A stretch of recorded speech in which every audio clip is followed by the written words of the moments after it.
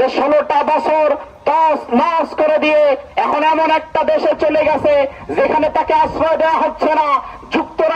যুক্তরাজ্য সেখান থেকে তাকে রিফিউজ করা হচ্ছে। গোটা দুনিয়াটা যেন তার জন্য সংকুচিত হয়ে যাচ্ছে। আমরা বলেছি দুনিয়ার কোথাও যদি তার জায়গা না হয় বাংলাদেশে পাঠায় দেন, তার বানানো আয়না ঘরটা রেডি আছে। এজন্য যুব সমাজ তোমাদেরকে শিখতে হবে, বুঝতে হবে, জানতে হবে।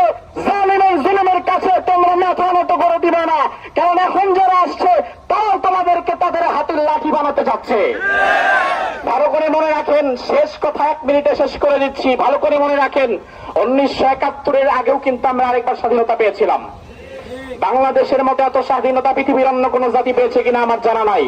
1947 সালে একবার আমরা স্বাধীনতা পেয়েছি দ্বিজাতি তত্ত্বের উপর ভিত্তি করে। এরপরে 1971 সালে আবার আমরা স্বাধীন হয়েছি। এরপরে 2024 সালের 5ই আগস্ট, এটাও আমাদের স্বাধীনতার আরেকটা দিন।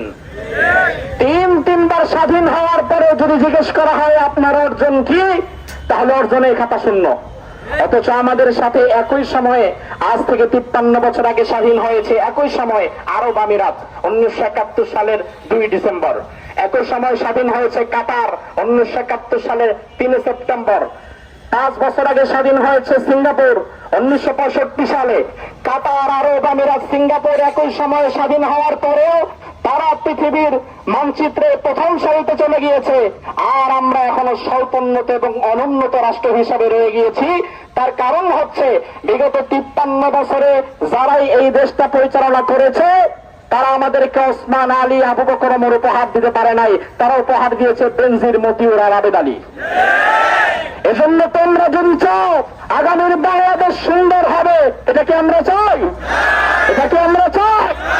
যদি চান তাহলে ভালো করে মনে রাখেন, আমেরিকাপন্থী সরকার আমরা চাই না, ভারতপন্থী সরকার আমরা চাই না, দুনিয়ার ফ্রান্সপন্থী সরকার আমরা চাই না।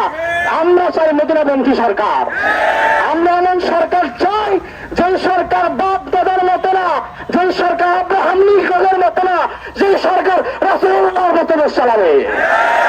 আল্লাহ সুবহানাহু ওয়া তাআলা যেন আমাদেরকে সেই দিনটি দেখার তৌফিক দান করে। আমরা বলি আমিন।